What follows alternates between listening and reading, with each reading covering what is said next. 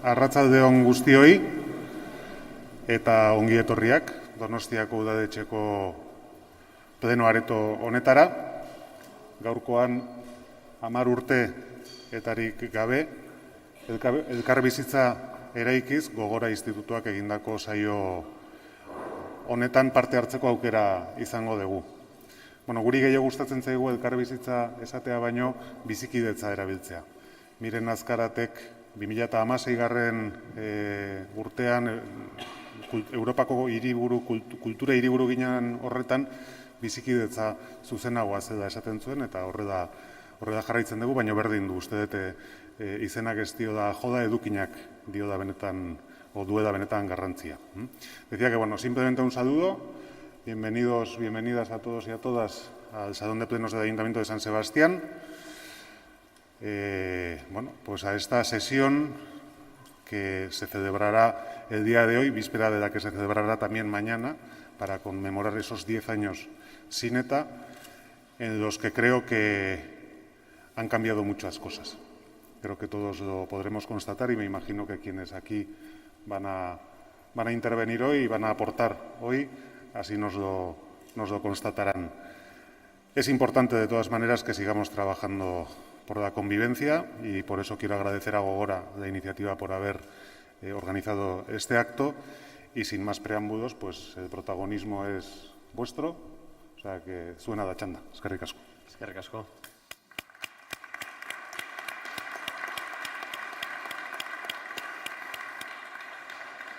Arratsaldeon, eskerrik asko Goi alkatea, ongi etorri.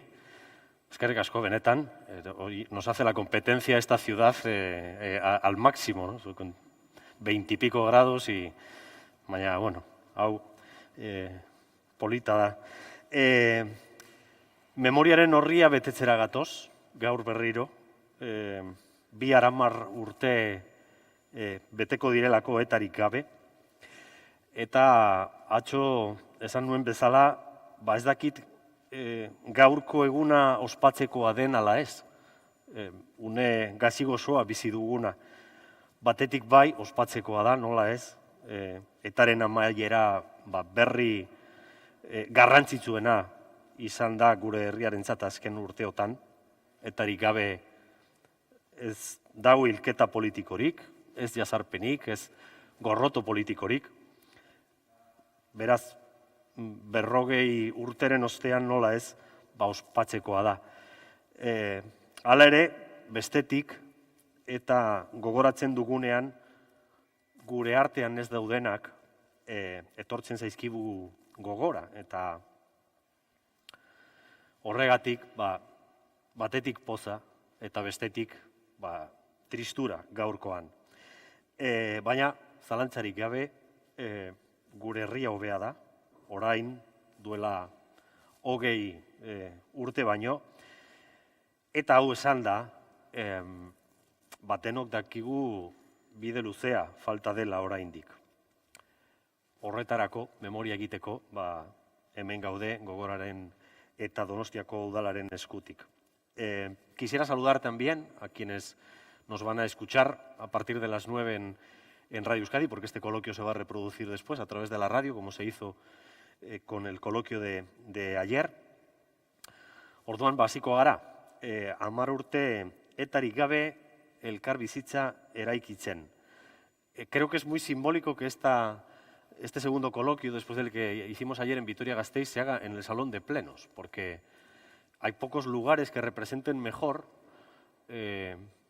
aquello que ETA supuso para este país, para sus representantes, para su gente en definitiva. Aquí venía gente escoltada, a representantes de este ayuntamiento se les amenazó, se les asesinó, o sea que probablemente haya pocos sitios más importantes, más representativos que este para hacer memoria de ETA y para tener un debate civilizado y plural. 6 pertsona ditugu gurekin, eztabaida hau egiteko. Edurne Albizu es familiar de Eugenio Laziregui, asesinado en esta ciudad por ETA en 1997. Josu Elespe es hijo de Froilán Elespe, hijo de un concejal socialista, asesinado también por ETA en la Sarthe Oria en marzo de 2001.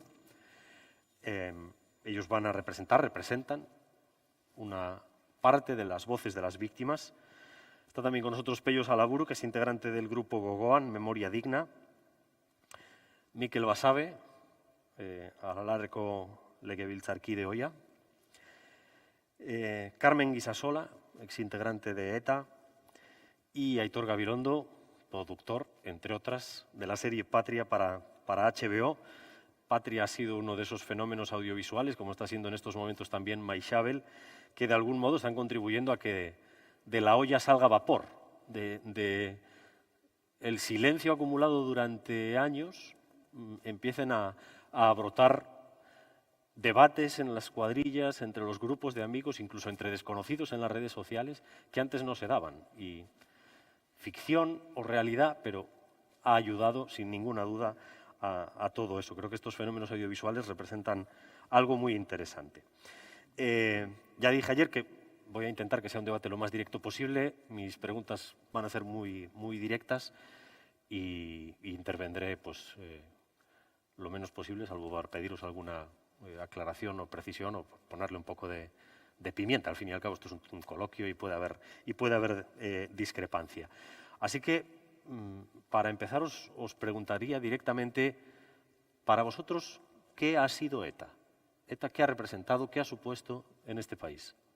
Edurne. Arratsalde on, eta lehenik eskerrik asko gonbidatzeagatik gaur hemen zuen artean izateko. Eta batez ere niretzat garrantzitsua da Eugenia Donostikoa zelako. Eta horregatik. Eta ze izan da? Niretzat, eta 15 urte nitunetik gutxienez badukate zentzu politikoa beti izan dut, eta izan dena da mina, oinazea, errorea, sarraskia, bai Euskadin eta bai kanpoan. Decía que ETA para mí ha sido, desde que tengo conciencia política, que creo que siempre desde muy joven lo he tenido por las circunstancias familiares que tuvimos en casa, entre otras cosas tenía 2 primos de ETA, uno de ETA militar y otro político militar. Pues en el caserío nuestro, si de algo se hablaba era de ETA, de Amnistía del 77 y por narices en mi caserío pues se hablaba de este tema antes de que fuésemos adolescentes. Eso fue el primer flash de lo que era ETA y lo que supuso ya en casa, ¿no? Entonces, ETA, para mí desde joven, ha sido eso, un grupo terrorista, que tuviese yo primos que eran terroristas, grupo terrorista que no ha creado más que dolor y daño en Euskadi. A toda la sociedad, unas personas de unos grupos han sido más castigados, pero yo siempre he sido abertzale, desde joven, mi familia siempre ha sido abertzale y también nosotros hemos tenido que pagar la cuota de no pensar igual que ellos, o igual que la izquierda abertzale.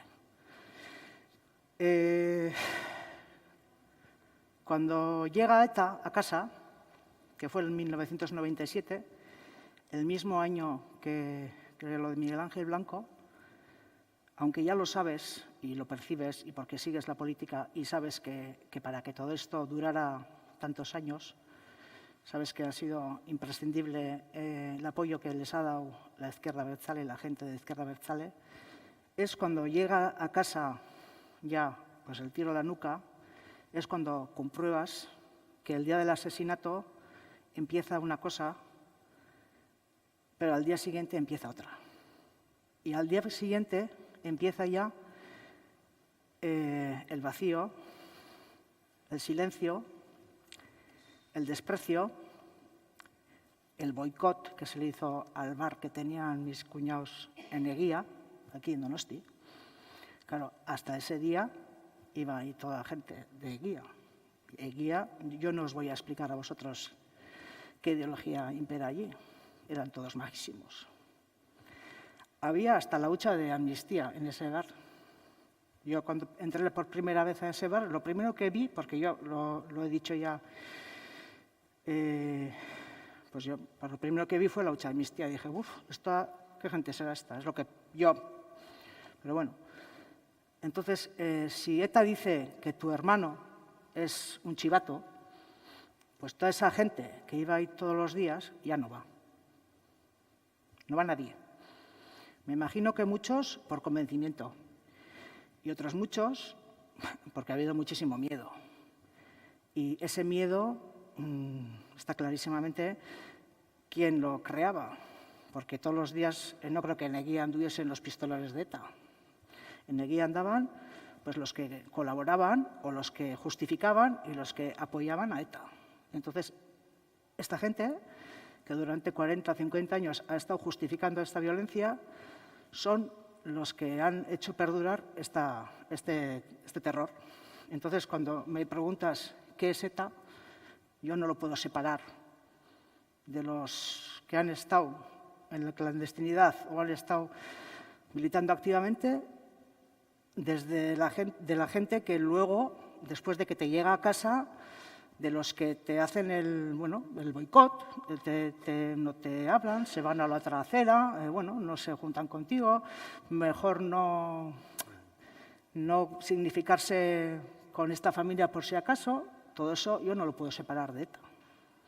Entonces, para mí ETA pues, ha sido todo eso. Josu. Bueno, pues... Bueno, ha sido muchas cosas. Primero es, digamos, la desgraciada razón por la que estemos ahora aquí nosotros. Si ETA no hubiera existido, ahora mismo no estaríamos aquí. Ninguno de los que estamos aquí sentados, ni nadie del público, ¿no? Y no habría coloquios de convivencia, de reconciliación, etcétera. En mi caso particular, bueno, es un grupo terrorista que cambió mi vida de golpe y porrazo y le dio a mi vida un giro de 180 grados de un día para otro. Y eso me ocurrió a mí, o ocurrió a la familia de 800 y pico personas más a las que ETA destrozó la vida y de alguna manera cada uno la ha ido recomponiendo como ha podido o en función de las heridas que haya recibido o en función de cómo ha sido cada uno, ¿no? Y aparte de esas 800 y pico víctimas directas, también ha habido otras víctimas, otra serie de personas que vivieron condicionadas por la existencia de ETA en el sentido de que su vida estaba en riesgo, bien sea fuerzas de seguridad, militares, Guardia Civil, policía, ertzainas, ejército, bien sea miembros de partidos políticos, especialmente el Partido Socialista y el Partido Popular, bien sean funcionarios de prisiones, bien sea profesores de universidad discrepantes con la idea dominante, bien sea periodistas discrepantes. Era un círculo vicioso enorme, inabarcable e interminable, ¿no? Que eran personas potencialmente objetivos y dentro de la locura de ETA esas personas pues, un día podían morir porque ETA decidía que tenía que ser eso así, ¿no?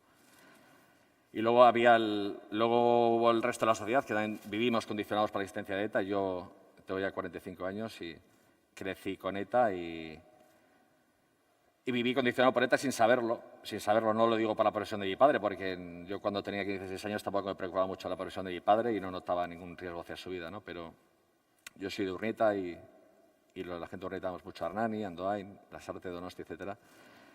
Entonces, crecimos en ambientes complicados, a pesar de que el grupo de amigos era un grupo de amigos muy plural y muy bueno. Pero vivimos condicionados, nos acostumbramos a una anormalidad. Normalizamos lo anormal, en el sentido de que no poder hablar en libertad, no poder expresar lo que tú pensabas cuando había un atentado, no poder criticar el asesinato de un ser humano. Eso es terrible. Y solo lo hacías en un grupo cercano de amigos, pues por miedo al señalamiento, por miedo a que te llamen fascista o lo que fuera, ¿no? Es decir, que hubo muchos ambientes sociales en los que yo estuve cerca de esos ambientes, los conozco, a mí nadie me tiene que decir cómo era el ambiente de la izquierda abertzale, cómo era el ambiente social de la izquierda abertzale, porque yo lo conozco. Y vivimos de esa manera. ETA no ha conseguido nada de lo que buscaba, más allá de destrucción, dolor de personas y destrucción de la gente, dolor causado por ellos, un dolor que ha venido de un meteorito que se ha caído del techo, como hablaban ayer, ¿no? De ese dolor en abstracto, ¿no? Y es una losa de la que nos hemos quitado encima de una manera terrible, aunque ha sido algo como un azucarillo que se ha disuelto muy rápido, ¿no? Pero desde que ETA no existe, podemos hablar en libertad, nos atrevemos más a decir las cosas, podemos hacer debates, podemos hablar en torno a una mesa sin mirar atrás a ver si nos están escuchando. Nadie sale a la calle pensando que le pueden pegar un tiro, le pueden pegar un bombazo. Casi nadie vive escoltado. Es decir, que desde el momento en que ETA termina, recuperamos la libertad, ¿no? Entonces era la demostración de que la vida, o sea, que era ETA quien condicionaba nuestra forma de vida, fuéramos más o menos conscientes de todo eso, ¿no? Eso es un poco el resumen general. Mikel Basabe. Nire ustean, honek nahiago dute euskaraz egin, nik definituko nuke gaztetan izarrusoa, izan balitz bezala, eta izarruso hori gero bilakatu zen, meteorito suntzitzailea, ez da? Nire sentsazioan, nire pertzepzioan. Gero argi dago, eta atzoko adierazpen horrek uste dut azpimarratu egiten duela ideia hori, argi dago hasieratik gehiago izan zela onartezina izan zerbait, ezta? Baina egia da, niri neuri kostatu zitzaidala, horra ailegatzea, eta egia da, eta hori onartu beharra dukat, ezta? Eta iruditzen zait, egin duen kaltea, hildako ez gainera, eta sufrimenduaz gainera, eta hori ezin da ukatu eta ezin da gutxietsi, eta inoiz ezin izango da nik uste dagokion mailan jarri. Kalte izugarria egin dio herri honi eta herri honen izateko moduari. Nik uste dut balantzean, azkenean jarri beharrekoa zoritzarrez, eta besterik ez dela beruna baino. Eta berun horrek dena ondoratu duela, ukitu duen guztia. Hori da, nire ustez eta. Aitor, ¿qué ha sido ETA? Hola, buenas tardes. Bueno, para mí, se ha dicho ya el dolor. Para mí ETA, por un lado, ha sido un silencio atronador, desde que tengo uso de razón. Un miedo a ser uno mismo, a expresarse en libertad, desde que tengo uso de razón.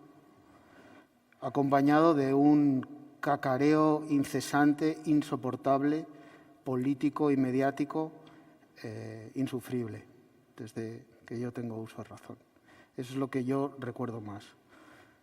Y lo que a mí me ha pasado es que para mí ETA y todo lo que conlleva ha condicionado mi identidad como persona. Me ha condicionado mi desarrollo emocional, intelectual, relacional con los demás. Y eso me ha provocado mucho sufrimiento interno. Y no poder hablar por miedo, no poder no ser agredido o no sentir que estás agrediendo, creo que nos ha provocado mucho sufrimiento y creo que ha hecho enfermar a la sociedad.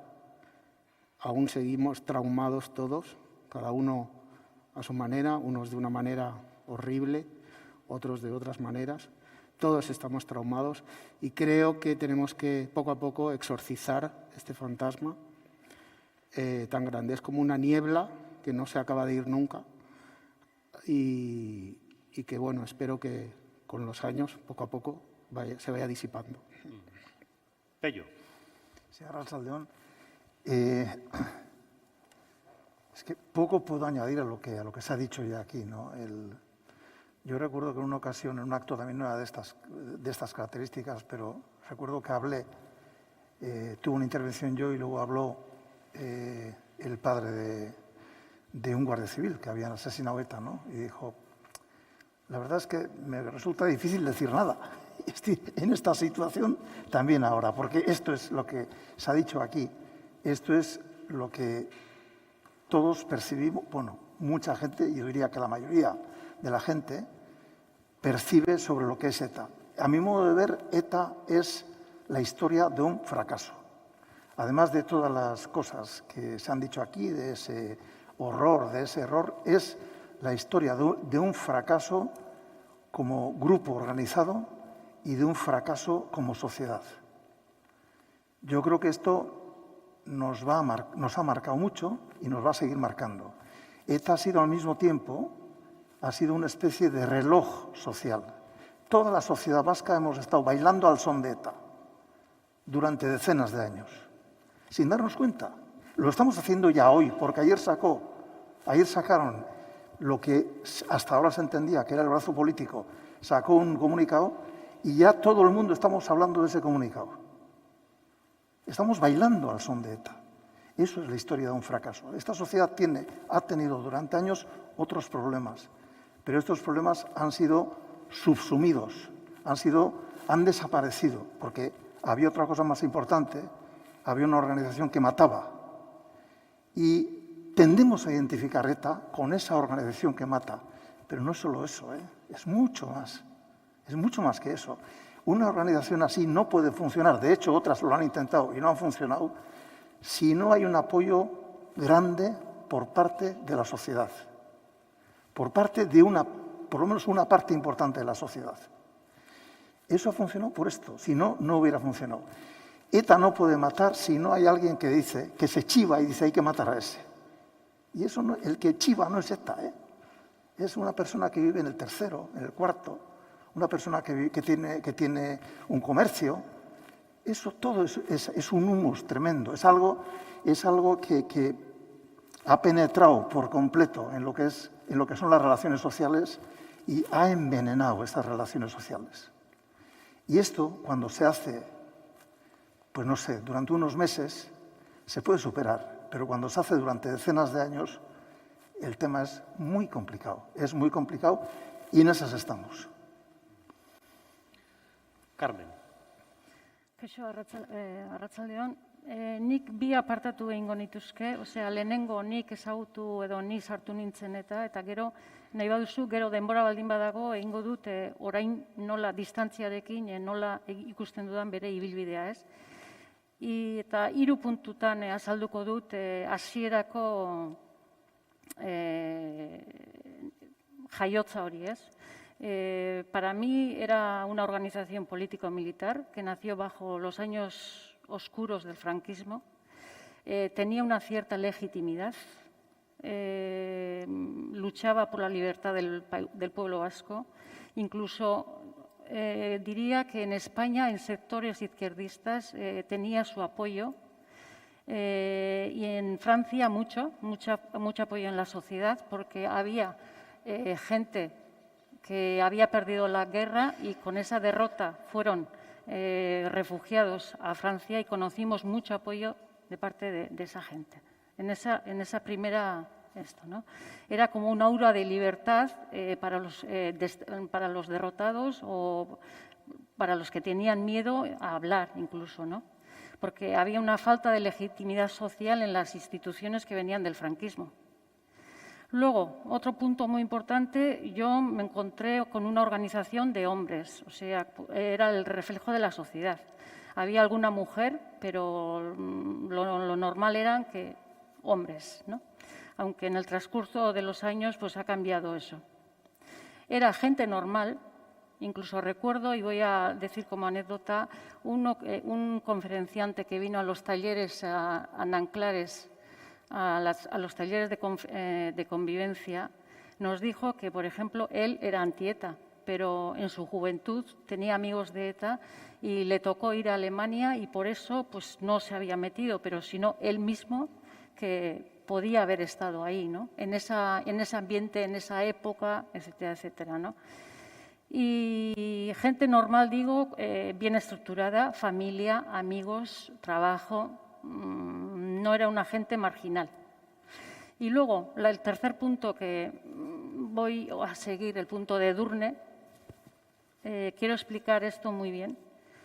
Era una relación tóxica, y digo tóxica, de militantes y no militantes, en que estos últimos mandaban mucho más que los militantes que íbamos a hacer atentados. Gente de distinto ámbito cultural, político, social, etcétera, etcétera, que han tenido y ejercían presión para que en temas trascendentales, no siendo militantes de ETA.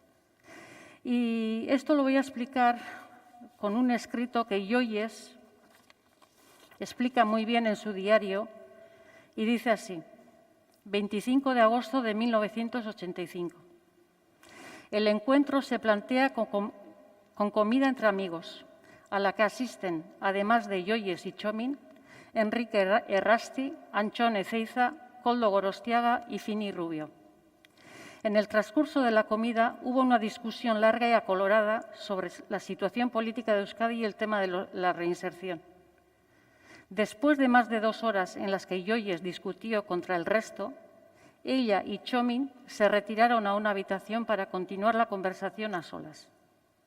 Txomin hizo ver a Yoyes que no estaba en desacuerdo con su análisis político y le pidió que se reintegrara a ETA y que planteara todo desde dentro, asegurándole además que podía contar con su apoyo. Yoyes se negó rotundamente y le volvió a pedir garantías de que no se atentaría contra ella si volvía a Euskadi Sur. En realidad, lo que vemos en esa reunión, por ejemplo, los dos reales militantes de ETA eran Txomin y Yoyes. La otra gente que estaba presionando o que era un modus vivendi para ellos eran Koldo Gorostiaga, que fue eurodiputado de Euskal Herritarrak desde el 99 al 2004, Errasti, que vivía desde el 68 en Iparralde y hacía una vida normal, y en febrero del 87 fue inmediatamente puesto en libertad cuando se le trajo a España. Antxon Ezeiza, cineasta, volvió por su cuenta sin esperar a que volviéramos todos. Y Fini Rubio, militante de KAS Emakumeak Aizan. Con esto quiero decir que ha sido inmensa la facilidad de mantener la épica sin mojarse o escondiendo la mano, ¿no? Y toda esa gente ha sido mundo de la cultura, de la política, mediática. Incluso cuando paró la actividad armada teníamos que oír, o sea, no va a parar sin negociar un estatuto para Egoalde. No va a dejar lo de los presos sin solucionar. Cuando el desarme no se va a desarmar sin acuerdo, no va a desaparecer, se quedará como referencia y resulta que ha desaparecido como agua de mayo, ¿no? O sea, entregando las armas a la policía y dejando a los presos abandonados. Y bueno, con la declaración de ayer, por lo menos los presos podrán dar pasos, pero bueno, quiero decir que el entramado ha sido tóxico entre militantes y no militantes, no sé si se ha entendido, pero bueno, ese, ¿no? Y luego, si queréis, pues como lo veo ETA desde hoy, pues luego os digo, bueno, no quiero acaparar todo.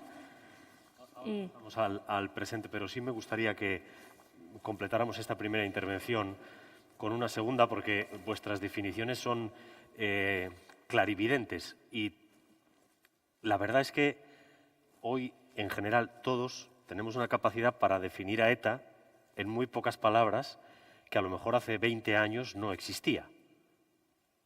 Cuanto más atrás nos vamos en el tiempo, hay más debate, incluso más discusión sobre la propia legitimidad de la que ha hablado ahora Carmen, ¿no? Mañana en EITV vamos a publicar una encuesta que he podido ver justo ahora antes de venir aquí. No me dejan adelantar nada, pero algo voy a decir. Y es que cuando se le pregunta a la gente espontáneamente cómo define a ETA, la mayoría dice horror y la siguiente respuesta es error. Esto a lo mejor en el 93 no hubiera sido así. Bueno, a lo mejor no, seguro que no hubiera sido así. Y cuando miramos atrás y lo vemos tan claramente, igual es hora de que nos preguntemos ¿cómo nos pudo pasar esto a nosotros? Pello. Sí, claro que nos pudo pasar. Nos pudo pasar en gran medida porque había miedo. Es que esto no se decía, pero había miedo. Y es normal que hubiese miedo. Aquí cada uno podemos contar lo que nos ha sucedido. A alguien le ha matado a un familiar, a otro le ha matado a su padre, pero bueno, yo aquí hay años que no podía entrar en la parte vieja aquí, porque cuando venía aquí y venía con niños pequeños, con mis hijos pequeños, me gritaban. Y cuando vas lo siento, no somos perfectos, yo soy del Atleti, cuando voy al campo y estoy tomando una copa, una cerveza a la entrada, de repente en la multitud oyes un par de gritos contra ti. Y cuando has hablado de los años 90, cuando yo fui el primer rector, vamos a decirlo así, euskaldun, Goyo Monreal habla euskera, pero bueno, le cuesta, euskaldun de nacimiento y de uso normal. Y voy en la corrica con mis hijos, tendrían 5 y 7 años, llevando el testigo de la corrica, y te empiezan a gritar por detrás, los que van detrás, parece que a favor del euskera, tenían muchos méritos, muchísimos menos méritos que yo, todos aquellos, en el tema del euskera. Pero me gritaban a mí y los hijos, el hijo me preguntaba, aita, zergatik ari dira oihuka. Eso genera un miedo tremendo. Cuando vas a casa y ves una pintada, eso genera miedo y contra eso puedes tener una tranquilidad mayor o menor. No todo el mundo reacciona de la misma manera, pero sí que es cierto que eso genera un humus terrible que explica esas cosas. Cuando tengo la suficiente edad como para acordarme de la dictadura, pues ya sabes lo que te decían en casa, no te metas en líos, no hables. Pues aquí no era exactamente la misma clave, no se decía eso, pero de hecho no hablabas. Sabías que en determinados sitios, con determinadas personas, en determinados momentos, pues no hablabas. Yo me expresaba porque yo he hablado mucho a través de los medios, pero en lo que es la relación directa estaba muy viciada, había un veneno tremendo. Y quiero aprovechar esto, porque no quiero alargarme, pero sí aprovechar porque sobre esto no hay declaración que diga nada. Las declaraciones que estamos viendo, que estamos oyendo, las cosas que se dicen, pues esto no se habla de esto. Yo invitaría a la gente a que oyese, por ejemplo, en una entrevista que yo lo he visto en algún medio, en alguna televisión, no sé dónde es, pero creo que está grabada hace 5 días, con David Pla. Cuando le preguntan qué es ETA, aquí habéis dicho unas cosas muy bonitas. Voy a leer un trocito que dice él. David Pla es una persona normal, una persona simple, nacida en Pamplona, familia humilde, padre navarro, madre de Salamanca, escuela pública, que aprendí euskera en mi juventud. Yo casi me estaba identificando con él cuando leía estas cosas. Fue cogiendo conciencia política, comencé a militar por la problemática juvenil, vas tomando conciencia de la situación de Euskal Herria, en fin, eso es lo que había entonces.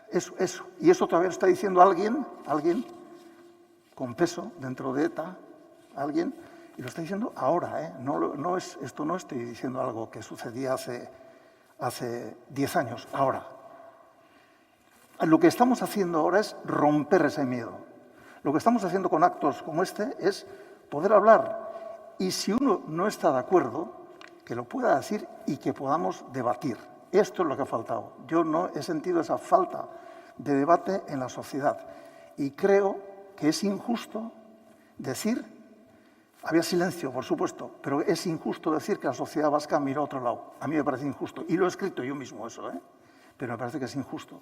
Cuando hay miedo en todos los sitios, se tiende a mirar a otro lado, por si acaso. Bueno, yo creo que pasó porque hubo gente que hizo que pasara, no solo el que pegaba el tiro o ponía la bomba, sino el sector político y el grupo social que justificó, comprendió, contextualizó, apoyó e incluso jaleó que eso ocurriera, ¿no? Sin ese apoyo social, ese apoyo político, pues ETA no hubiera tenido la fuerza que tuvo o no hubiera la fuerza destructora que tuvo. Yo soy muy crítico con la sociedad vasca y conmigo mismo. Yo siempre he diferenciado 3 tipos de sociedades, ¿no? Digamos, la sociedad envenenada, que le llamo que es la que justificó, comprendió, apoyó, contextualizó y jaleó el terrorismo de ETA. Luego una parte de la sociedad minoritaria que se enfrentó, venció al miedo y se enfrentó a esa violencia, ¿no? De una manera pacífica. Yo, lo que me llega al uso de la razón, yo me viene gesto por la paz enseguida, ¿no? Y era gente normal, absolutamente normal, que hacía todo eso sin pedir nada a cambio, ¿no? Y luego estaba el sector mayoritario, en el cual me incluyo y donde estaba yo, que estando en contra de lo que ETA hacía, pues no hacíamos gran cosa por enfrentarnos a eso.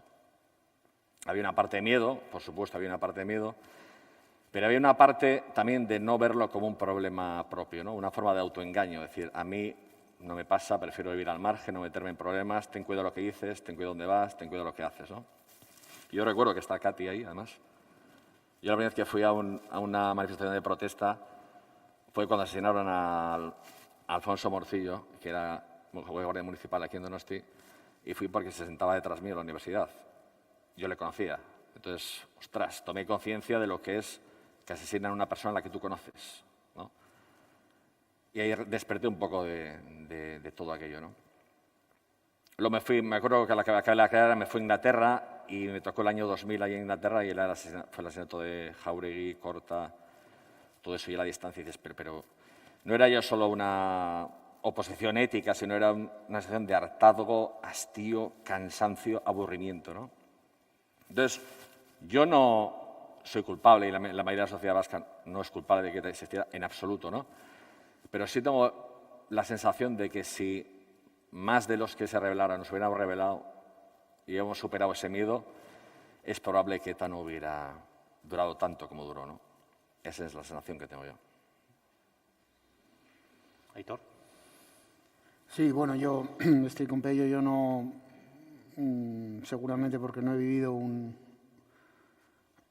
situación así, a mí yo no me veo capaz de criminalizar a la sociedad, porque cuando pienso en la sociedad no pienso en abstracto, pienso en mi gente, en mi familia, en mis amigos, en un empleado, en una peluquera, ¿qué podíamos hacer? ¿Qué podíamos hacer contra esto, ¿no? ¿Cómo nos podíamos rebelar? Yo creo que todos estábamos atenazados. Yo sí creo que hay una relación entre el franquismo y ETA. Creo que había un franquismo sociológico. En mi familia todo era, y en muchas familias, y yo. No te metas en líos. Y eso se heredó después con ETA. Como si una dictadura hubiera sido suplantada por otra dictadura mental. Y esto es muy pequeño. Y Donosti es pequeño, no te quiero ni contar los pueblos, Guipúzcoa, etcétera, todavía es más pequeño. Y yo creo que el instinto de conservación y ese miedo insuperable a ser señalado, a ser apartado, a que no pudieras entrar en un bar sin que te miraran, a que no pudieras actuar de una manera libre. Ahora que se ha hablado tanto en este siglo de personas que han estado en un armario, pues todos hemos estado un poco en un armario emocional. Y creo que eso no se nos ha ido todavía y cuesta que se vaya.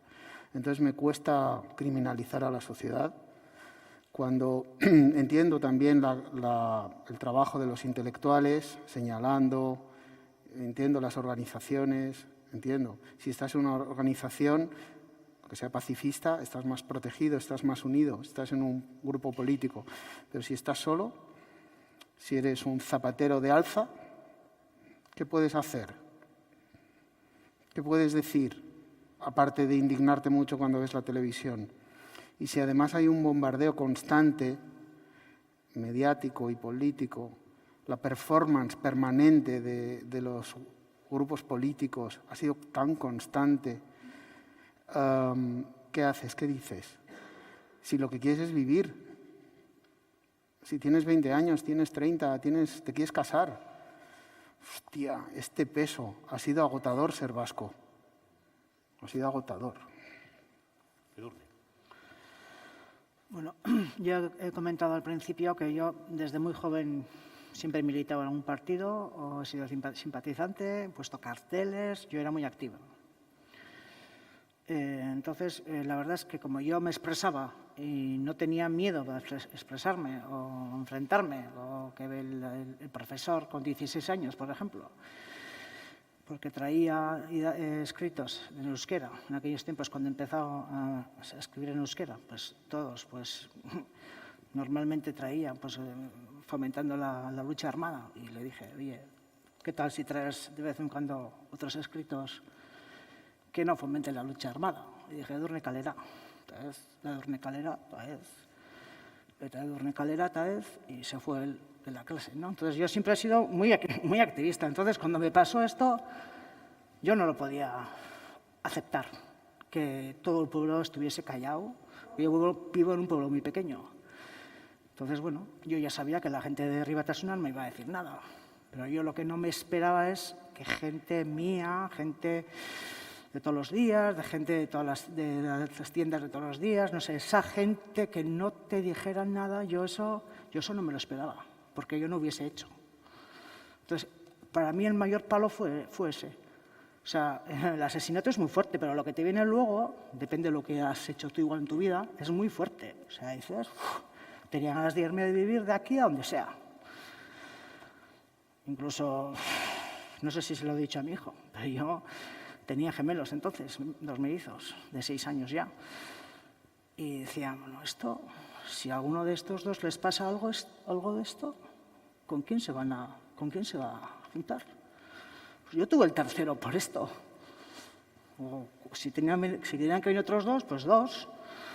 O sea, era tan el silencio, el que nadie te dijera nada, pero tu gente, si le pasa algo a uno de estos, ¿con quién se va a juntar? ¿Con quién va a hablar? ¿Quién tiene en este mundo? No tiene nadie. O sea, eso es tremendo. Vivir eso es tremendo. Entonces, yo pasé muy mal, porque eso no lo podía aceptar. O sea, no lo podía aceptar. O sea, no podía aceptar eso a la sociedad. Y bueno, luego, por circunstancias diversas, a los 10 años, pues bueno, me presenté en las elecciones de alcaldesa y bueno, pues gané las elecciones. Y es cuando yo empecé a reconciliarme con mi pueblo igual, ¿no? Y dices, qué miedo hay aquí, que no se atreven ni a mirarme. Pero el día que se ponen las urnas, te votan. O sea, es cuando te das cuenta hasta dónde está calado el miedo de que nadie te diga absolutamente nada, nunca. Y es cuando yo empecé a dar la vuelta al tema. Y luego ya en 2011, cuando todo Guipúzcoa ganó Bildu y yo gané otra vez y de mayoría absoluta, pues bueno, aquí por lo menos hay gente que, mira, que tenía mucho miedo y aquí hay que coger el toro con los cuernos. Hace falta líderes en los pueblos que saquemos pecho, que digamos lo que pensamos y que la gente, bueno, hacen falta, unos tenemos igual más carácter que otros. Yo creo que nos ha hecho falta líderes en cada barrio, en cada portal, en cada liceo, instituto, líderes que nos hubiésemos atrevido pues, a enfrentarnos a esta gente y no dejarnos. Y yo creo que ahí es cuando nos ganaron y estuvimos ya todos callados, abertzales y no abertzales y todos. Todo claro, porque yo vivo en un pueblo de 1.500 habitantes y aquí hay 3 votos de PSOE y 2 de PP. Y todos los demás somos abertzales. Y claro, nosotros somos los malos, porque no somos de Herribatasuna. Y los otros son los buenos, y son los que nos juzgan a nosotros. Nosotros somos juzgados, siempre nos han juzgado. Si éramos buenos, poco abertzales, más españoles, menos, nos han juzgado ellos. Se han creído que nos pueden juzgar. Y encima nos hemos, no sé, la gente nos hemos dejado y nos pueden decir, o sea... Y yo creo que todo esto ahora, a ver si ya se dan cuenta que nos han juzgado y que ya vale, que no. Carmen. Sí. Yo creo que el hecho de convertirse ETA en organización armada fue una equivocación, porque eso le llevó a la degeneración, ¿no? La lucha armada por sí misma se convirtió en un tabú, era objetivo en sí mismo.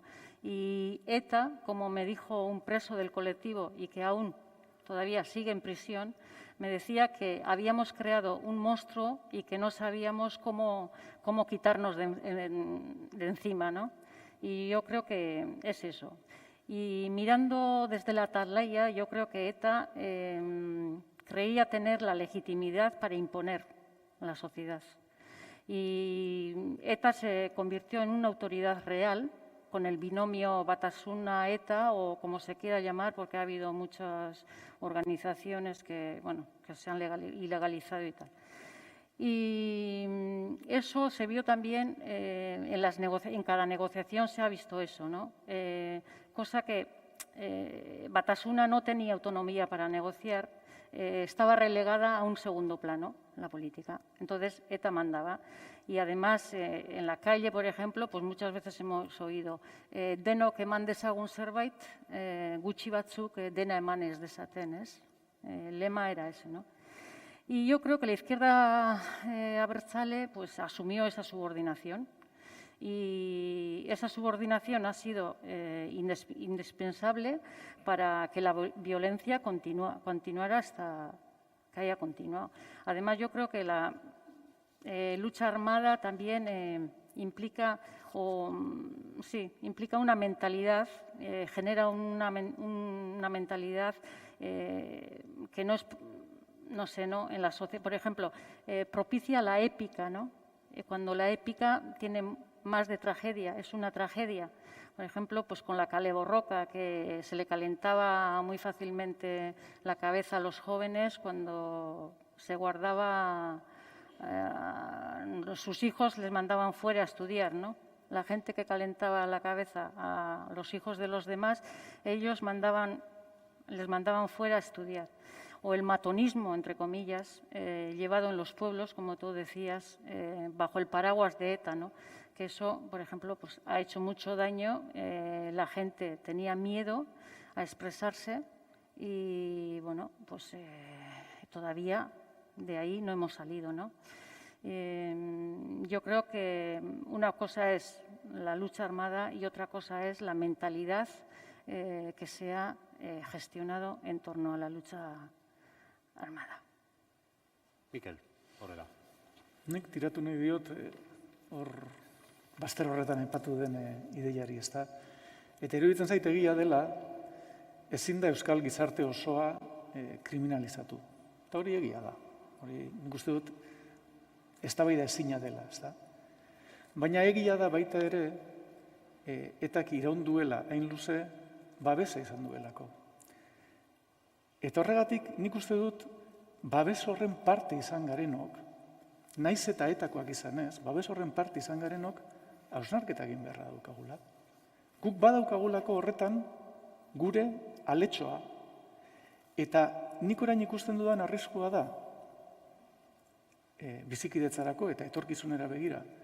Ikusten dudan arriskua da, ez ote dugun esango, ez ote den geratuko ezarrita ez, eta izan zen, eta baino ez, eta ardura guztia etarena da, eta egitura estrategia politiko-militar horretan izan ginenok, hausnarketa gairik egin gabe, bezaldera begiratu eta bertan gozo geratuko ote garen, ezta? Eta horregatik iruditzen zait garrantzitsua, norbanakoak hausnarketa egitea, eta jakina, erakundeak, antolakundeak, estrategia politiko-militar horretan egon diren, edo horien jarraipena diren antolakundeek, zintzotasunez begira diezaiotela egindakoari.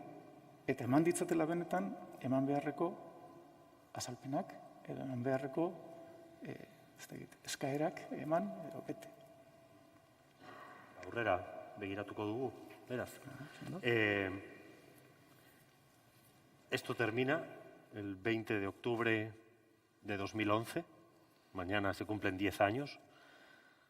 Luego ha habido fases, pero la decisión crucial, la que nos ha cambiado la vida, la que ha cambiado nuestras calles, ¿no? Ahora sigue habiendo pancartas y pintadas, pero no tiene nada que ver con lo que recordábamos. O sea, nos levantábamos un sábado por la mañana y cuántos autobuses se habían quemado, cuántos cajeros. Eso formaba parte del paisaje de tal manera que el cambio llega en 2011. Del 2011 aquí, ¿qué es lo que se ha conseguido? Edurne. Bueno, sobre todo pues la gente que llevaba la escolta, gente que estaba con amenaza de muerte, los empresarios, los ertzañas, periodistas, toda esa gente, pues por lo menos me imagino que habrán sentido un alivio tremendo y sus familias, ¿no? Aparte de toda la sociedad que ya estábamos ya muy cansados y muy dolidos, hartos y de todo, ¿no? O sea, claro que ha cambiado, a bueno, sin lugar a dudas.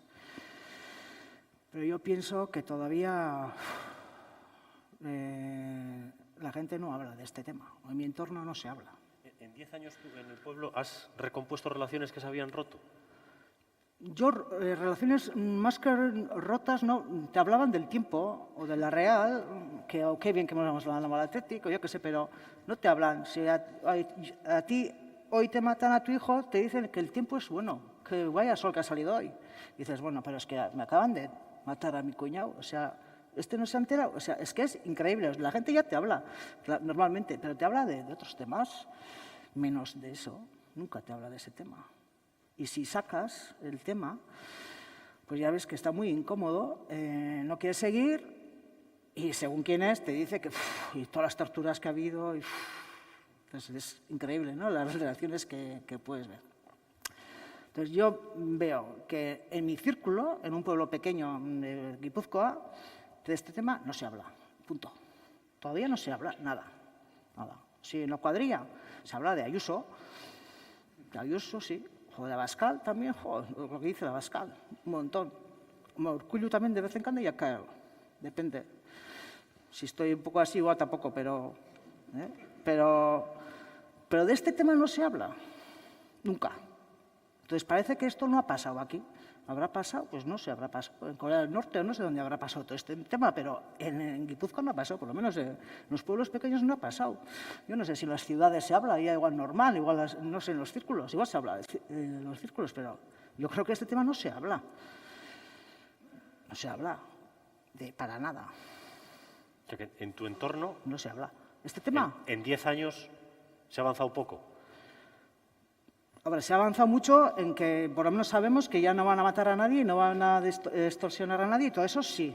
Pero ya decir, por ejemplo, que todo esto ha sido una pasada, a mí todavía no me ha dicho nadie. Yo creo que no.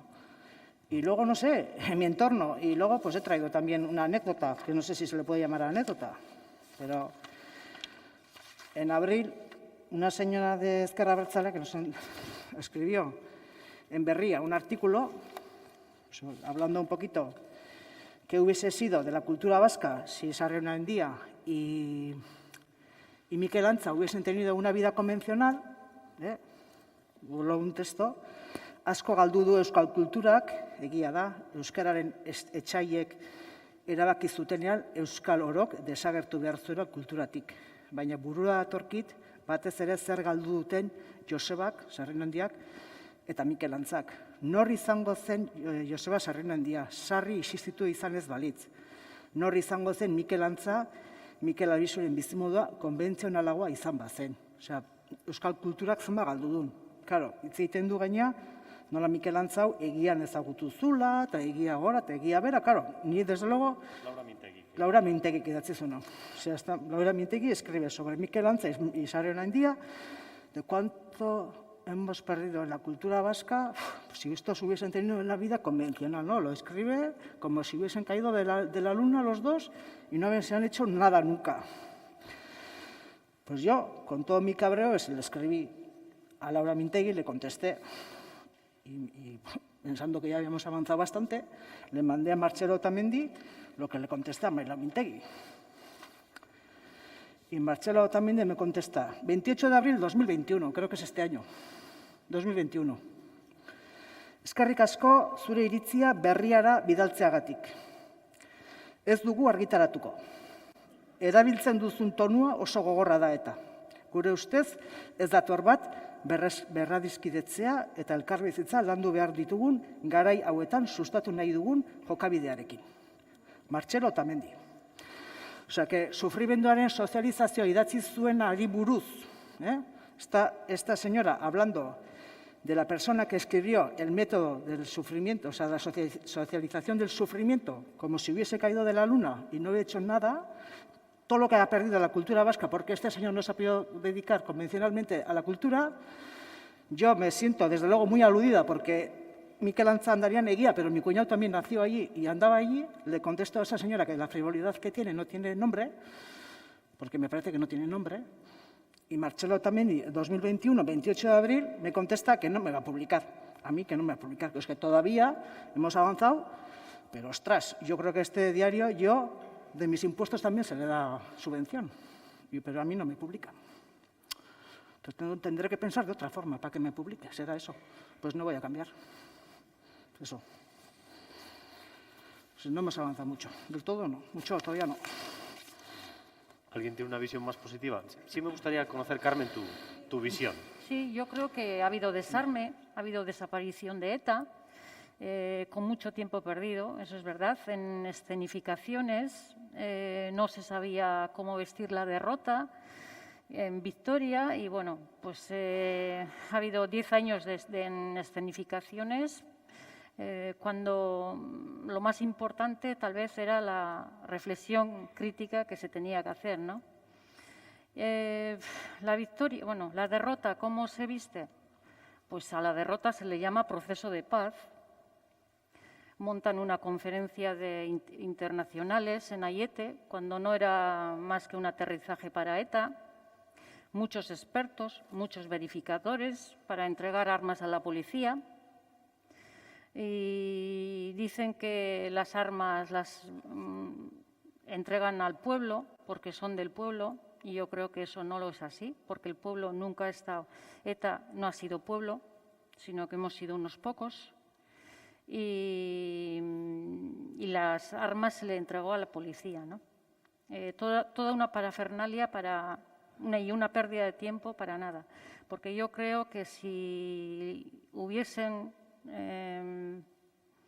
leído la declaración de ayer, por ejemplo, pues todo esto se podía haber evitado y las cosas hubiesen tomado otro camino, ¿no?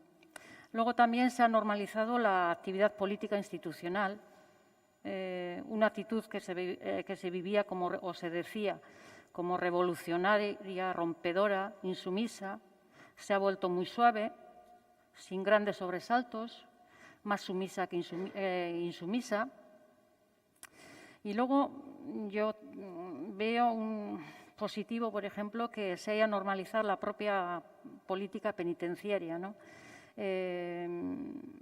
Se solicitan permisos, salidas, cambios de grado, se puede trabajar en la cárcel, cosa que antes no se podía. Yo he conocido una compañera, por ejemplo, que su madre iba a las 6 de la mañana a limpiar escaleras para meterle dinero a su hija a la cárcel, para vivir en la cárcel, porque a ella no se le dejaba trabajar. Y en eso pues sí hemos adelantado. Y los presos pues estaban estancados ahí con la declaración de ayer. Yo creo que tienen una puerta abierta para situarse, porque no es el hecho de pedir permisos o pedir terceros grados que te van a... No por eso te van a dejar en la calle, sino que tienes otros requisitos para poder pasar por ahí, ¿no? O sea, si tú estás orgulloso de tu pasado, pues difícilmente te van a dejar salir en permiso, etcétera, etcétera. Entonces, pues yo creo que la declaración de ayer valió para eso, sobre todo, ¿no? Para que los presos se situaran en ese contexto, porque se topaban con un muro que no podían avanzar, si quieres. O sea, que es una declaración que ha podido beneficiar más a los presos que a las víctimas a las que se dirigían. Bueno, yo no sé a quién se dirigían, pero yo creo que con esa declaración que ellos, por ejemplo, diciendo de que no tenía que haber ocurrido, no sé, que fue un error, o no sé lo que dijeron en concreto, no tengo aquí el documento, con eso se entiende que fue un error, que fue una injusticia, o no sé cómo hay que leerlo, ¿no? Pero con eso, por ejemplo, pues los presos se sitúan ante una petición de salida, por ejemplo, pues antes no podían hacerlo porque lo tenían prohibido, pasar esa raya. Sí, bueno, yo tampoco es que tenga una visión optimista. O sea, se ha cambiado cosas en el sentido de que, lo que me decía muy bien Edurne, y ya lo he dicho yo antes, pues bueno, si esto hace 20 años, pues mucha gente de aquí estarían los escoltas fuera esperando, ¿no? Entonces eso ya es un cambio muy importante. Yo creo que se está quitando el miedo a hablar, por lo menos en mi entorno. Además, el otro día, viniendo hacia aquí, me he acordado que estuve comiendo el otro día con unos amigos en Olaverría y estuvimos hablando del monotema y era un grupo variado de gente diversa y de muchas ideologías. Estuvimos hablando sin problemas, encendidamente, y en ningún momento a mí se me ocurrió mirar detrás a ver quién me estaba oyendo. Y me he dado cuenta de ese detalle cuando venía hacia aquí. Y dije, ostras, pues ya mi cabeza está cambiando, ¿no? Igual si mi cabeza está cambiando, muchas otras cabezas están quitando el miedo al señalamiento, o mira, ¿qué dice este facha o lo que sea, ¿no? Quedan muchas cosas pendientes. Se están haciendo muchas cosas, yo creo que de manera discreta también. Yo, bueno, he hecho hecho y participo en algunas de ellas. Yo creo que hay una parte de la izquierda abertzale que no ha salido del armario y que tengo la sensación de que no se acuestan con la conciencia tranquila y no se atreven a dar el paso, condicionados por su mundo, condicionados por su pasado, condicionados por el hecho que ha dado sentido a su vida, y reconocer que tu vida ha sido un fracaso tiene que ser jodido, ¿no?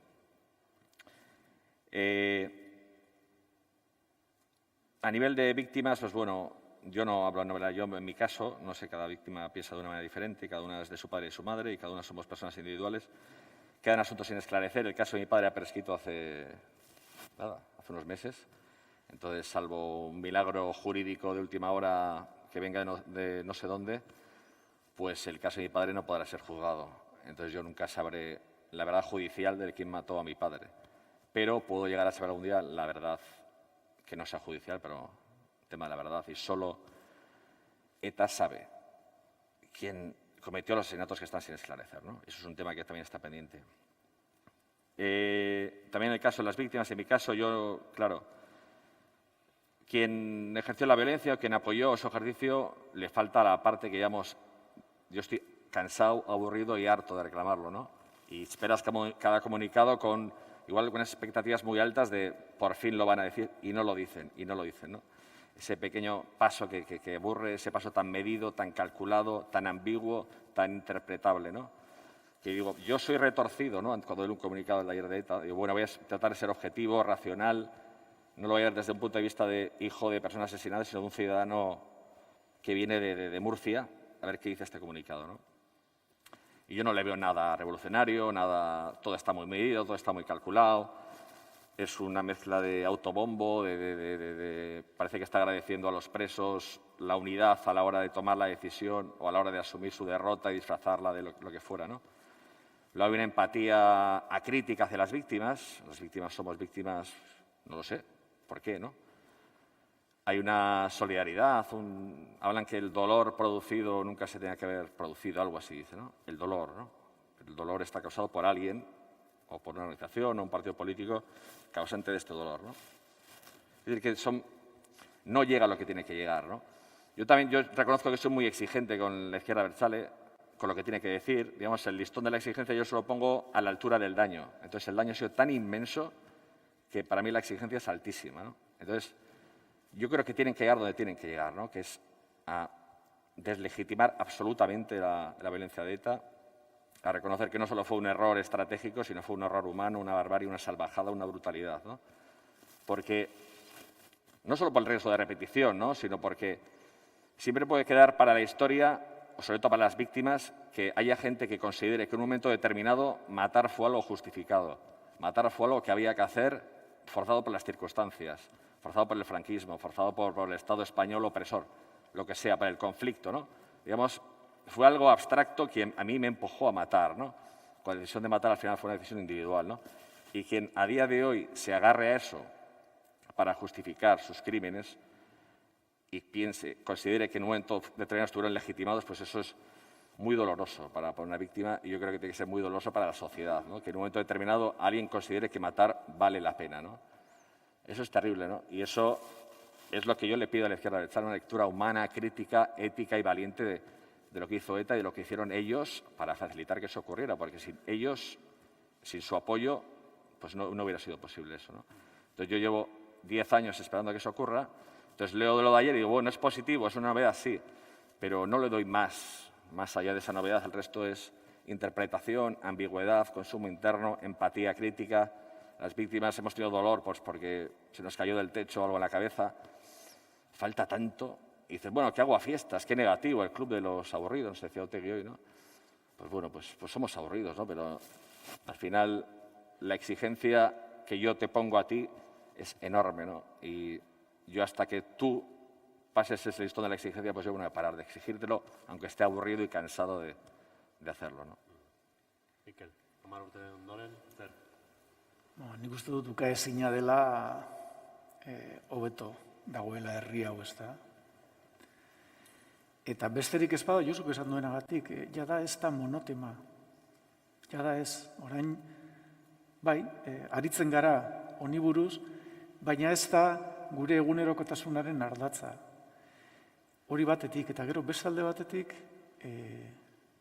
badakigu sufrimendu berririk ez dela eragingo. Eta horrek lasaitua ematen digu guztioi. Azkenean guztiok gara pertsona, guztiok ditugu maite ditugunak inguruan, eta jakitea sufrimendu berririk ez dela eragingo, hori gauza handia da, nire irudiko, ez da. Gero egia da, oso prozesu motela izaten ari dela, ez da.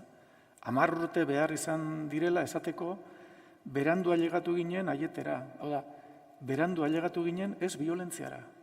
Azkenean hori da, aiete eufemismo bada esateko ez violentzia. Eta berandu ailegatu ginen, baina bada, eta positiboa da. Nahikoa da, hori Josuk ere esan du, bakoitzak bere motxila dakar, eta motxila horren arabera gauza batzuk edo beste batzuk espero ditugu, ez da. Baina nire ustean ukaezina da. Ukaezina da, herri hau asko hobeto bizi dela. Eta eskubideak geneukan, eta, bueno, ea ausardiak eragiten duen laugarren hanka, egia, justizia, ordaina edo erreparazioa, eta ostera ez, berriz ere gertatuko ez delako berme hori, ea egin behar dutenen, berme hori eman behar dutenen ausardiak, berme hori ekartzen digun, ez 10 urte barru, baizik eta, hori ere merezi dugulako. De momento son 4 países casi distintos dentro del mismo país. Aitor, 10 años después, ¿qué? Bueno, yo creo que claramente es mejor, para la sociedad estamos mucho mejor. También, viendo cómo hablan ellos, no es comparable. Una herida como la que ellos deben soportar a diario, cada minuto, y lo que vivimos los demás, no se puede comparar. Digamos, no podemos mezclarnos. Cuando dices, quiero una respuesta a la altura de mi dolor, claro, a mí se me rompe el corazón oyendo eso, porque sé que nunca habrá una respuesta a la altura de tu dolor, porque creo que no es posible y es súper doloroso. Creo que estamos mejor porque estamos hablando, que parece fácil, pero yo lo que recuerdo es que no se podía hablar. Y estamos hablando de esto, gente muy distinta, de edades distintas, y yo creo que es muy, claramente muy positivo. Y tengo la sensación o la impresión que después de tanto horror, de tanta tragedia, respetando a las víctimas, entendiéndolas hasta el límite que se puede entender, que creo que hay un límite de comprensión también,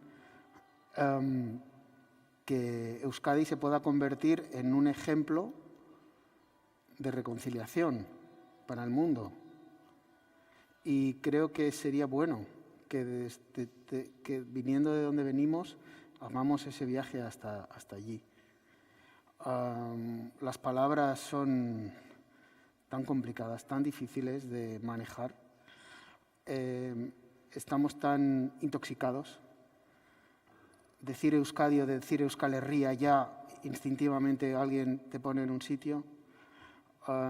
Decir España o Estado español, decir violencia o atentado. Estamos tan contaminados de eso desde hace tanto tiempo que la única manera de deshacer ese nudo, igual no vamos a ser nosotros, la siguiente generación, es hablando y hablando y hablando y haciendo este tipo de reuniones y exorcizando este demonio.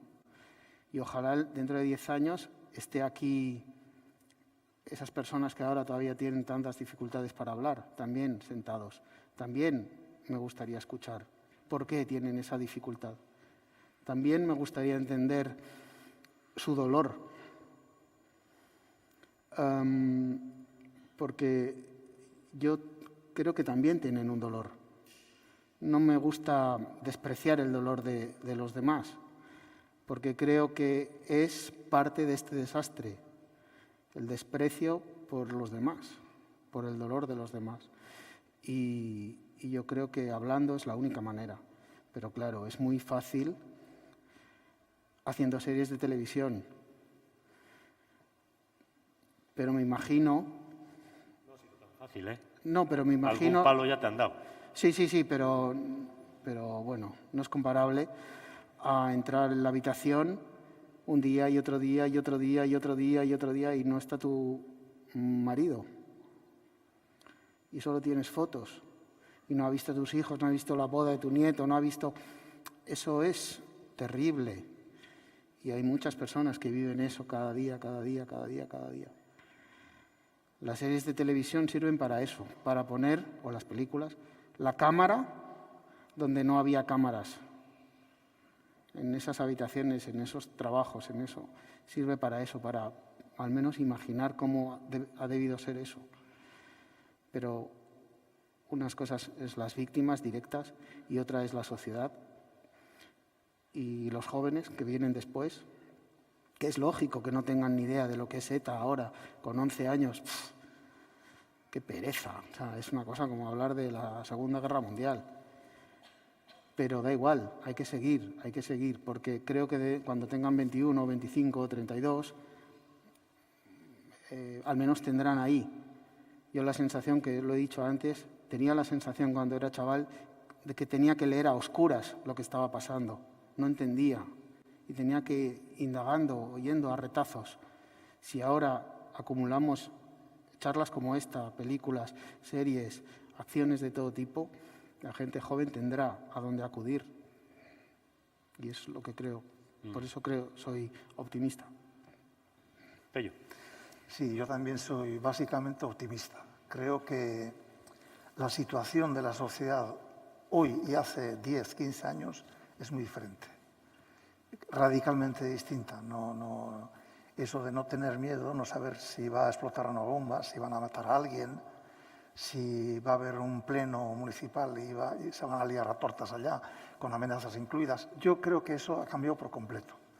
Ahora, en todos estos años también es verdad que hay unas carencias, se han dicho varias de ellas, muy importantes. Me parece que el hecho de que todavía haya 300 asesinatos, salvo que me equivoque, sin esclarecer, pues es un punto que está ahí. Y no hablo del esclarecimiento jurídico, que si hay que hacer, quiero decir, si hay posibilidad se tendrá que hacer, pero hay otro tipo de esclarecimientos. Se puede decir, alguien lo sabe, puede mandar una carta, puede enviar una nota, me puede llamar por teléfono a mí y yo me callaré por completo. ¿Dónde está Pertur? ¿Dónde están los que mataron los gallegos, los jóvenes gallegos que pasaron de Irún al otro lado y desaparecieron? Alguien lo sabe. Y eso lo tiene que decir. Eso es lo mínimo que se puede exigir. No corre nadie ningún peligro. Pero eso son asignaturas pendientes. Y como esas asignaturas pendientes, hay muchas más, hay decenas más. Entonces yo creo que este es un tema pendiente, ¿no? El otro tema pendiente, hay dos temas pendientes gordos. Uno lo ha apuntado Edurne. Yo ahí soy pesimista. Yo creo que no vamos a hablar nunca de eso, que echa en falta Edurne. O sea, eso de que en el pueblo te han matado a tu hermano, han matado a tu cuñado, han matado a tu padre y nadie habla. Yo creo que no van a hablar. O sea, no se va a hablar. Igual que nos habló después de la Guerra Civil de muchas cosas que habían sucedido en los pueblos. Yo creo que ahí soy negativo. Yo no digo que no haya que hablar, digo que soy pesimista, que no creo que se hable nunca de eso. Pero hay otras cosas de las que sí se debería hablar. Hay un tema pendiente y es que, bueno, aquí ha salido varias veces, tras las pistolas están las corbatas. Y esto no es machismo, pero hay una responsabilidad que ha tenido alguien. Cuando se habla de violencia, no sé por ceñirnos al comunicado, ¿no? Se habla de violencia, bueno, es violencia en abstracto, ¿no? Parece que es de ETA, parece que queda un poco raro todo, ¿no? No sabes muy bien quién es el responsable, pero claro, hay una responsabilidad civil. Y bueno, yo no estoy pidiendo a nadie que se arrodille, pero sí que lo reconozca.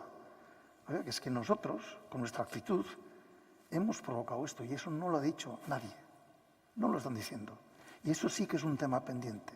Y eso sí que está esperando la sociedad que se den pasos claros, no son fáciles, pero que se den pasos claros en ese sentido. Es más difícil lo que han hecho los presos de Nanclares. Me parece mucho más difícil. Ahora esperamos de esa valentía que han predicado para otros, que la cumplan ellos y que digan, pues sí, pensábamos así, nos equivocamos y esto pues no debe volver a suceder. No debe decir que no debe volver a suceder en abstracto, en impersonal, es no decir nada. Decir que no debiéramos haber hecho nosotros esto, decir que nosotros no debiéramos haber impulsado esto, no debiéramos haber fomentado esto, no debiéramos haberle dado la patina social que necesitaba, eso ya es otra cosa diferente. Y eso es un tema pendiente. Esperemos que con el tiempo vayan saliendo, se darán pasos. Se necesita valentía, pues esa valentía que han predicado para otros, estamos esperando que la tengan ellos. Estamos en la recta final, pero ya como Pello ha empezado a poner deberes, ya hemos análisis de los últimos 10 años y ahora ya mirando hacia adelante, si os preguntaría, no sé, ¿qué veis vosotros y pensáis, todavía estamos así o qué os gustaría que sucediera, con quién os gustaría reencontraros, no sé, un mensaje de cara al futuro? Mikel. Nik nahiko nuke kide izan ditudan, militantzian kide izan ditudanek hausnarketa egitea, eta hausnarketa zintzoa egitea, hasteko euren buruan, ezta? Eta gero, hausnarketari konpartitzeko gaitasuna izatea, ezta? Uste dudalako horrek asko lagunduko duela berriz ere honelako egoera baten egon ez gaitezen, ezta? Eta gero, jakina, espero dut, ez ja kideek, ez ja pertsonek, espero dut antolakundeek ere, lehenbailen eta ausardiaz, esan beharrekoa esan dezatela, ez hainbeste iraganera begira, baizik eta etorkizunera begira. Herri honek merezi du berriz ere gertatuko estelako bermea. Arrisku hori gainetik kentzea. Eta hori bakarrik zigurta dezakegu, esaten badugu, hankasartzea izan zen. Desastre bat izan zen, desastre etikoa izan zen, eta desastre politikoa izan da. Eta hori antolakundeek esan behar dute. Baina biak batera. Gizarte honetan pertsonak bizi gara, pertsonen artean eraikitzen dugu gizarte hau, beraz, funtsezkoa da norbanakoaren hausnarketa eta antolakundeen adierazpena. Biak funtsezkoak dira. Josu. Bueno, yo no sé si he sido antes un poco pesimista o ha quedado un poco la sensación, pero no lo soy. Yo soy una persona vitalmente optimista, de verdad, aunque no lo haya parecido antes, que no sé si lo ha parecido. Yo estoy muy tranquilo con mis hijos, estoy muy tranquilo con la gente joven de 20 años hacia abajo, ¿no? Que no ha vivido con ETA, no ha crecido con ETA. Con ETA es una suerte que han tenido, ¿no? Y van a tener una vida en ese sentido mucho más plena y más libre y se van a poder realizar más completamente como personas de lo que hemos tenido nosotros. Yo en ese sentido estoy muy contento, muy feliz y sin ningún riesgo de que haya una repetición futura. En ese sentido estoy muy tranquilo, ¿no? Entonces yo de cara al futuro es un poco repetirme lo anterior, ¿no? Sobre todo para nosotros, los ya un poco más adultos. Yo pido valentía. Yo me resisto a creer que haya una cantidad importante de gente que piense que matar fue algo que había que hacer en un momento determinado. Me resisto, me cuesta mucho creérmelo, aunque bueno, es posible que lo haya. Pero yo pido valentía a la gente que o bien ejerció la violencia o bien favoreció el ejercicio de la violencia para que se mire al espejo, analice su conciencia, se enfrente a la realidad, que no se cree un andamio irreal que le haga mantener un equilibrio emocional, ¿no? Sino que la realidad es la que fue. Y eso es así, ¿no? Te ampares lo que te ampares, te excuses los que te excuses, pero la realidad de tus hechos fueron unos. Les pido valentía para enfrentarse, para mirarse al espejo y también pido valentía para desligarse o para no tener miedo al colectivo al que pertenecieron, al grupo político al que pertenecieron, que probablemente dieron sentido a su vida o se sintieron realizados dentro de él, pero igual no fueron en la dirección correcta, ¿no? Entonces, no pasa nada por mirar el pasado de una manera crítica, Yo creo que la sociedad vasca ha sido muy generosa y las víctimas en general hemos sido muy generosas, con quien ha dado la segunda oportunidad a muchas personas, ¿no? Y lo hemos hecho de corazón y de cabeza, de las dos maneras, ¿no? Entonces, yo creo que en ese sentido la sociedad vasca iba a celebrar que esa gente pues volviera al lado del bien, si me permite la expresión, ¿no? Y yo les pido valentía, sobre todo valentía. Edurne. Pues un poquito lo mismo que ha dicho Josu, ¿no? Y bueno, todo ello y lo que ha dicho Miquel también. Y bueno, que tenemos que tener muy claro que hay que deslegitimizar la violencia y eso lo tenemos que, pues que bueno, algunos lo hemos hecho, lo hemos tenido siempre claro, pero bueno, igual a otros no, por los entornos o por sus vivencias o yo no sé por qué, pero la deslegitimación de la violencia me parece que es la primera asignatura que tiene que hacer esta sociedad. Y si eso se hace, pues yo creo que lo demás viene rodado. Y yo creo que ya los puentes, bueno, con las personas que han hecho ese reconocimiento sincero, ya se están creando puentes.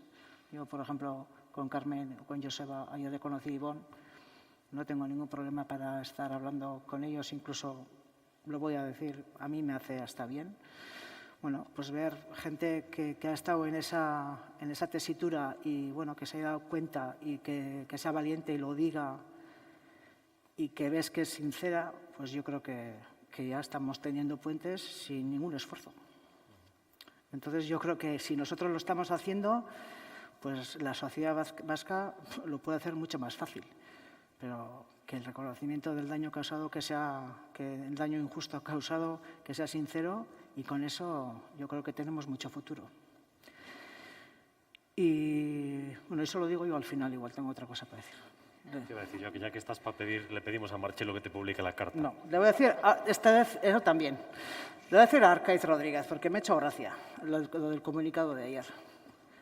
Hoy he estado en el ayuntamiento y he estado hojeando las actas del ayuntamiento de Cegama, de los años 80 y 90. Porque sabía que en esa época había muchas mociones, había mociones todas las semanas. Y la primera moción que he cogido era de los derechos de los presos y tal y cual. Y bueno, pues eso, ¿no? Hay una discusión y pues habrá municipios que en las discusiones de mociones pues se habrán hecho la votación 3 y 4 y gana este y ya está. Y ahí está recogido toda la discusión, ¿no? Y en la discusión, pues eso decía uno de Ribatasuna, que la lucha armada es necesaria para defender los derechos del pueblo vasco, escrito. Y otro de nuestro grupo le contesta, para eso los derechos del pueblo vasco está el Parlamento Vasco. No tiene legitimidad para hacer eso, porque no tiene potestad, ¿no? O sea, eso está escrito. Y esas mociones los ha mandado Herri Batasuna desde los años 70 hasta no sé cuánto, pues todas las semanas o cada 15 días, porque había que meter al pleno y para aprobar. Y habría municipios que discutían y otros que igual solo votaban. Pues yo le invitaría a Arcaiz Rodríguez, que dice que esto le parece, que dice que Urkullu está triste por el comunicado que salió ayer, ¿no? Pues que igual que se da un paseo por las mociones que mandaba Herri Batasuna en los años 70 y 80 y que los lea. Que igual entonces todavía andaba en pantalones cortos y no los ha leído. Porque si los ve, ahí mismo verá que Herri Batasuna está escrito, y no en Cegama, sino me imagino que en todos los pueblos de Euskadi, en casi todos, defienden la lucha armada.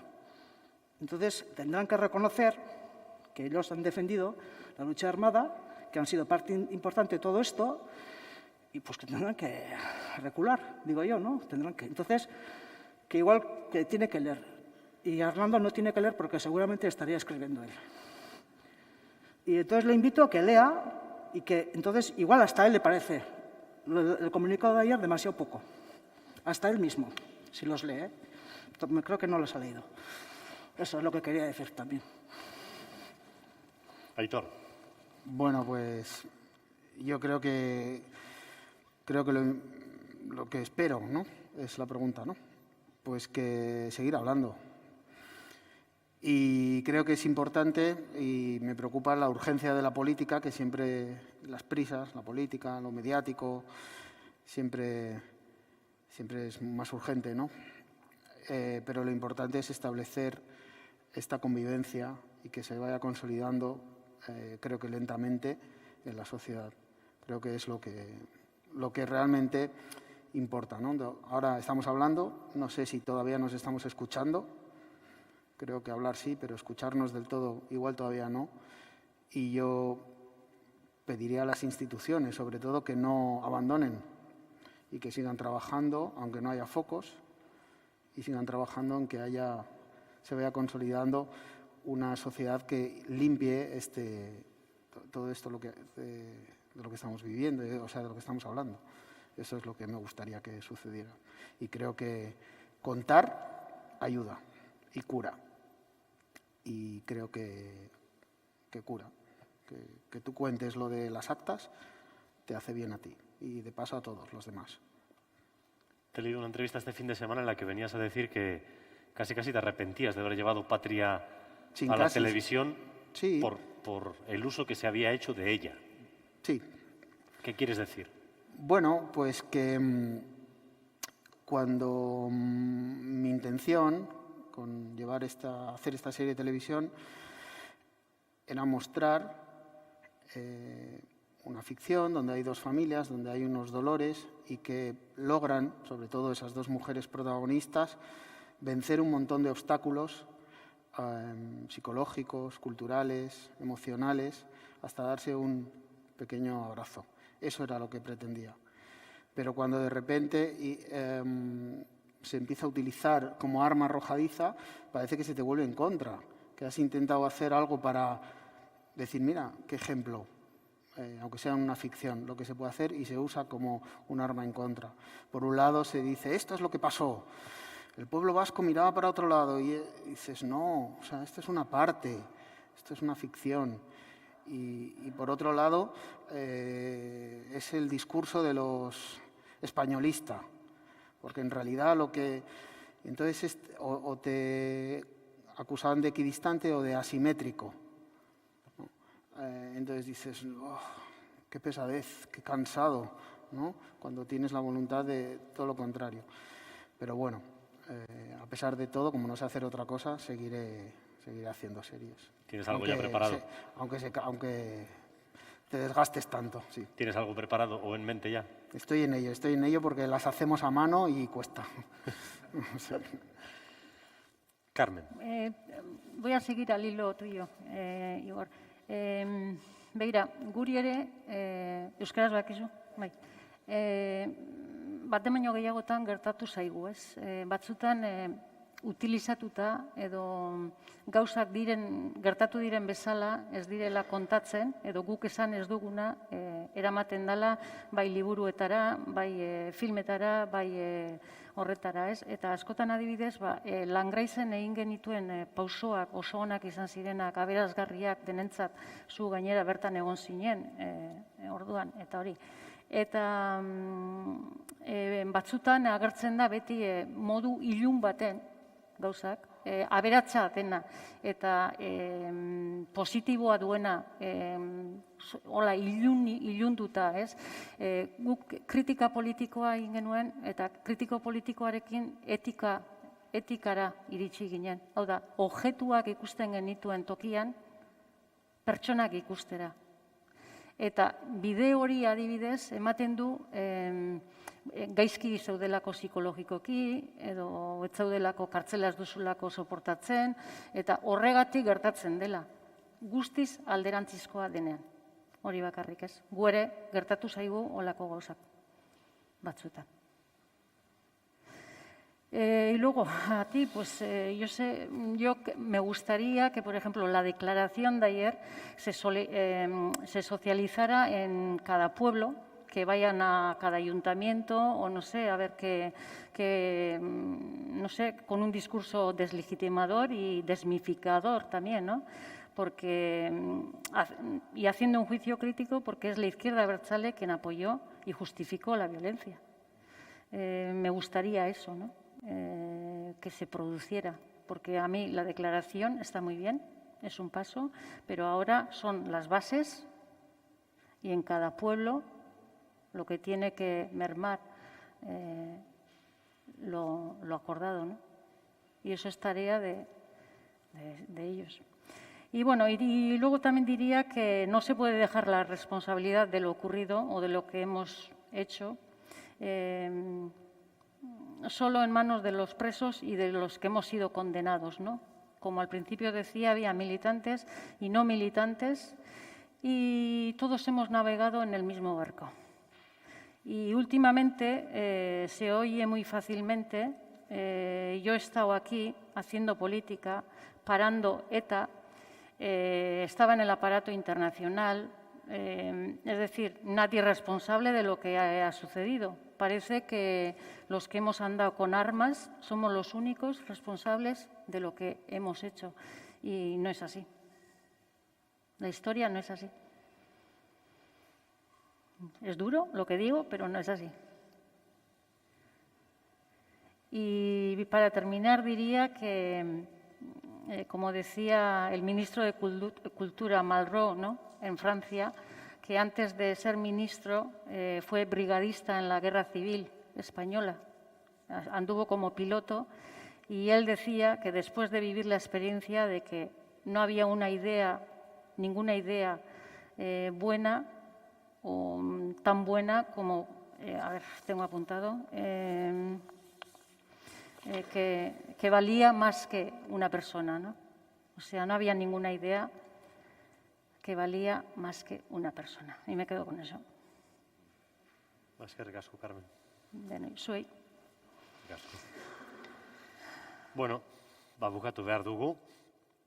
10 urteren ondoren, herri honek aurrera pausoak eman ditu, ezta?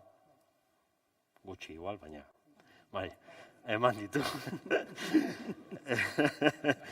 Bakean bizi gara, askatasuna lortu dugu, gainera, eta, bueno, hala ere, ez zaigu gustatzen atzera begiratzea, ezta?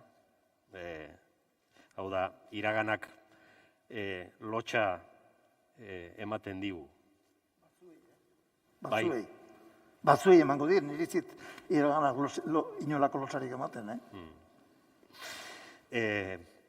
Bukatu baino lehen, eskertu nahiko nizkizueke zuen hitzak eta ideiak. Beraz, eskerrik asko, Mikel, Carmen, Josu, Edurne, Pello, Aitor, eta eskerrik asko guztioi, tortxagatik.